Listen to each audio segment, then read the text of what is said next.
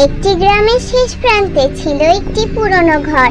আশ্চর্যভাবে সেই ঘরের আলো সব সময় জ্বলতো, কিন্তু সেখানে কেউ থাকতো না। রাতে যারা ঘরের পাশ দিয়ে যেত দেখতো জানালার পাশে একটা ছায়া দুলছে। সবাই বলতো ওটা ভূত। কিন্তু একদিন সাহসী ছোট্ট রাহুল ঠিক করলো সত্যিটা সে নিজেই দেখবে। সে ধীরে ধীরে ঘরে ঢুকে পড়ে।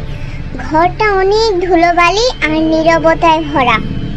হঠাৎ জানালার পাশে আবার সেই ছায়াটা নড়ে ওঠে। রাহুল কেঁপে উঠল, কিন্তু পালালো না।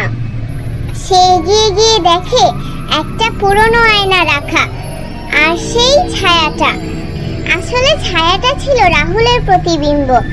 রাহুল হেসে উঠল। সে বুঝে গেল ভয় তো আসলে তার মনেই ছিল। আমরা এই গল্প থেকে শিখলাম, ভয় পেলে পালিয়ে নয়, সাহস করে তাকাও। অনেক সময় ভূত নয়, সেটা তোমার ছায়া।